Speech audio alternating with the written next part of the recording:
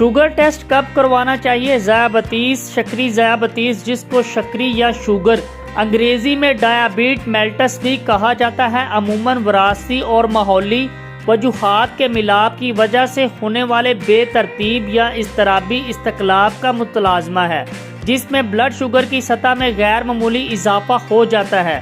زندگی کس کو پیاری نہیں ہوتی، مگر اچھی صحت کے بغیر جینا آسان نہیں ہوتا، وہ جہنم جیسی لگنے لگتی ہے۔ موجودہ عہد میں جو مرض انسانوں کے لیے سب سے زیادہ مہلک ثابت ہو رہا ہے وہ ذیابطیس ہے۔ ذیابطیس وہ مرض ہے جو دیمک کی طرح خاموشی سے انسانی جسم کے اندرونی اعضاء کو ختم کر دیتا ہے۔ اگر اس کے بارے میں بروقت معلوم نہ ہو سکے تو یہ بینائی سے محرومی سے لے کر گردوں کے فیل ہونے اور دیگر لاتعداد طبی مسائل کا سبب بنتا ہے۔ حیرت انگیز طور پر ذیابطیس ٹائپ 2 کے بیشتر مریضوں کو اکثر بیماری کا علم ہی نہیں ہوتا، تو یہ ضروری ہے کہ بلڈ شوگر چیک اپ کروانا معمول بنا لیا جائے۔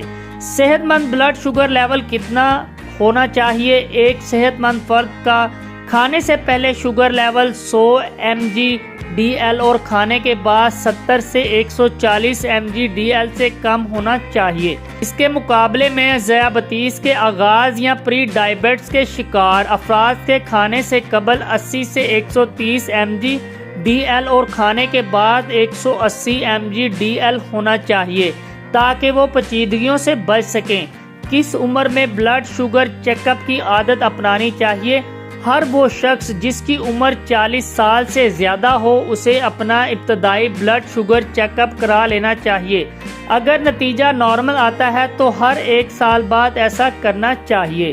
اگر جسمانی وزن بہت زیادہ بڑھ جائے تو ہر 1 سے 3 ماہ کے اندر blood sugar level check up کرانا چاہیے، جبکہ high blood pressure, cholesterol level میں بھی اضافہ، ہر وقت بیٹھے رہنا یا امراض قلب کی صورت میں بھی اس چیک اپ کو اپنی عادت بنا لینا چاہیے۔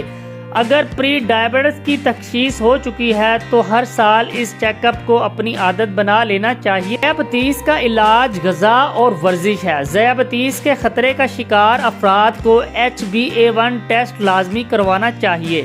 پیاس لگنا، وزن میں غیر معمولی کمی، تھکاوٹ کا احساس ابتدائی علامات ہیں۔ مریض آئل کا استعمال، مٹھاس اور بیکرز آئٹم سے مکمل اجتناب کریں۔ ذیابطیس ایک میٹابولک مرض ہے جو اس وقت دنیا میں ایک وبا کی طرح پھیل رہا ہے۔ سوال یہ ہے کہ ذیابطیس اصل میں ہے کیا؟ کیسے ایک صحت مند انسان کا شکار ہو جاتا ہے اور اس سے کیسے بچا جا سکتا ہے؟ یہ ایک بار اس مرض میں مبتلا ہونے کے بعد انسان صحت مند زندگی کیسے گزار سکتا ہے؟ ہم جو غذا استعمال کرتے ہیں اس کا بیشتر حصہ گلوکوز یا شوگر میں تبدیل ہو جاتا ہے، جسے ہمارا جسم توانائی میں تبدیل کر کے مختلف کاموں کے لیے استعمال کرتا ہے۔ ذیابطیس کے مرض میں یہ شوگر یا گلوکوز توانائی میں تبدیل ہونے کی بجائے خون میں غیر معمولی سطح اختیار کر لیتی ہے۔ ذیابطیس 2 اقسام کا ہوتا ہے: ذیابطیس ٹائپ 1، ذیابطیس ٹائپ 2۔ ذیابطیس ٹائپ 1 اس قسم میں انسولین جو کہ جسم میں موجود گلوکوز کو توانائی میں بدلنے اور بلڈ شوگر لیول معمول پر رکھنے میں مدد دیتی ہے وہی نہیں بنتی۔ ہمارے جسم کے اپنے دفاعی آرگنز انسولین بنانے والے خلیوں پر حملہ کر دیتے ہیں۔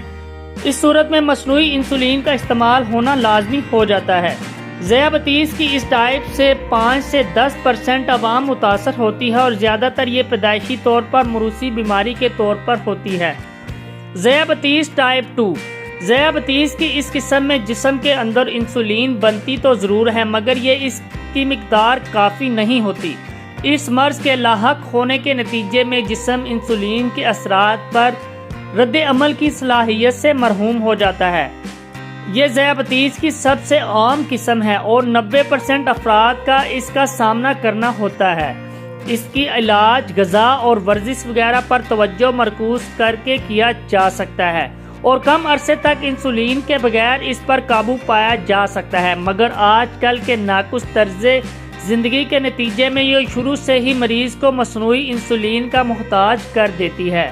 پری ذیابطیس کیا ہے؟ ایسے تمام افراد جن کو ذیابطیس ہو جانے کا خطرہ لاحق ہو وہ ایک طرح سے پری ذیابطیس کی کنڈیشن اور اس کی کنفرمیشن کے لیے تمام افراد کو HbA1 کا ٹیسٹ لازمی کروانا چاہیے۔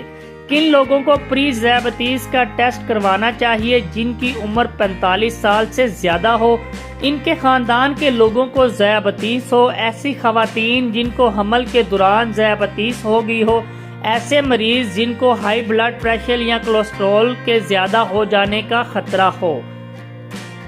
پری ذیابیطس کے بروقت علاج سے ذیابیطس سے بچ سکتے ہیں۔ اس کے علاوہ کھانے پینے میں احتیاط، باقاعدگی سے ورزش اور دوائیوں کے استعمال سے یہ بیماری درست ہو سکتی ہے۔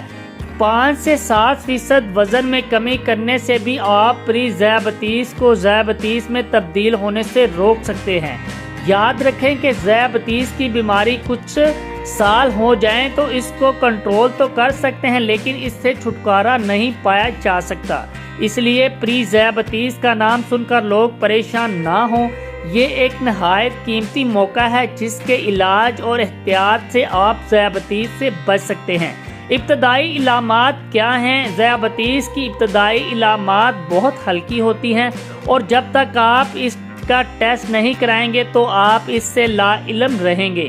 اسی وجہ سے لاکھوں مریضوں ایسے ہیں جو ذیابیطس کا شکار ہوتے ہیں، مگر سالہ سال اس کی تشخیص نہ ہونے کی وجہ سے بہت سی بیماریوں میں مبتلا ہو جاتے ہیں۔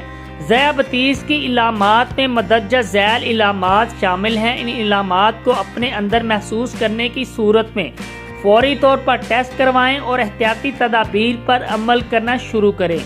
عام معمول سے زیادہ پیاس لگنا، بار بار پیشاب کی حاجت محسوس ہونا، وزن میں غیر معمولی کمی ہونا، جسم کا تھکاوٹ کا محسوس ہونا۔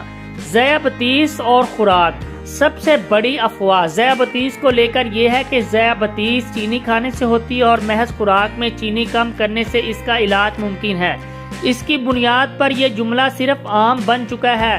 ہم تو بالکل چینی استعمال نہیں کرتے، پھر بھی شوگر کنٹرول میں نہیں آتی۔ یہ بات سمجھنے کی ہے کہ ذیابیطس خون میں گلوکوز کی غیر معمولی مقدار کی وجہ سے ہوتا ہے، چینی کی غیر معمولی مقدار کی وجہ سے نہیں ہوتا۔ چینی گلوکوز کے بہت سارے ذرائع میں سے ایک ذریعہ ہے۔ گلوکوز تو ہمیں اناج، سبزیاں، پھلوں، دودھ سے بھی ملتا ہے۔ اس کا مطلب ہرگز یہ نہیں کہ ہم اپنے اوپر یہ تمام اشیاء حرام کر لیں اور فاقوں پر آ جائیں۔ ذیابیطس میں جو سب سے اہم چیز ہے وہ کھانے اور انسولین لگانے کے وقت کی اور کھانے کی مقدار کی ہے۔ ذیابیطس کا سن کر عام آدمی کے ذہن میں آتا ہے اب تو وہ شخص کسی جان لیوا بیماری میں مبتلا ہو گیا ہے اور بہت ساری قدرت کی کھانے پینے کی اشیاء سے لطف اندوز ہونے سے بھی محروم ہو جائے گا۔ زندگی کے ہر بڑھتے سال کے ساتھ اس کے جسم کا کوئی نہ کوئی اعضاء کام کرنا چھوڑتا جائے گا۔ حالانکہ یہ ایک نہایت غلط سوچ ہے۔ اگر ذیابیطس کی تشخیص ہونے پر طرز زندگی کو بہتر کر لیا جائے اور کھانے کے ماہر غذائیات کی بتائی ہوئی مقدار میں کھایا جائے اور شوگر کا مریض ہر قدرتی نعمت کھا سکتا ہے اور شوگر ہونے کے باوجود تاحیات نارمل زندگی گزار سکتا ہے۔ ذیابیطس میں مبتلا لوگوں کے لیے خوراک کے مناسب سرنگ، گوشت، مرغی، مچھلی، چھوٹا بڑا گوشت ایک وقت میں 3 اونس یعنی مٹھی بھر لے سکتے ہیں۔ دن میں 1 انڈا، 1/3 1 کپ مٹر، لوبیا، دالیں وغیرہ بھی لے سکتے ہیں۔ دودھ، دہی دن میں 1 سے 2 مرتبہ کپ کی مقدار بھی لے سکتے ہیں۔ پھلوں میں خاص طور پر آم، انگور، تربوز کی مقدار کا خاص خیال رکھیں۔ 1 مٹھی سے زیادہ نہ کھائیں۔ دن میں 1 سے 2 مرتبہ 1 مٹھی یا ایک درمیانے سائز کا پھل لیا جا سکتا ہے۔ پورے دن میں 2 سے 3 مرتبہ سے زیادہ آئل استعمال نہ کریں۔ اس میں 1 کھانے کے چمچ سے زیادہ استعمال کرنے سے پرہیز کریں۔ نوڈلز یا دلیا یا چاول 1/2 کپ سے زیادہ نہ کھائیں۔ اس کے علاوہ ایک وقت میں 1 روٹی کھائیں۔ بسکٹ وغیرہ سے پرہیز کریں، اگر کھائیں تو 2 سے 3 سے زیادہ نہ کھائیں۔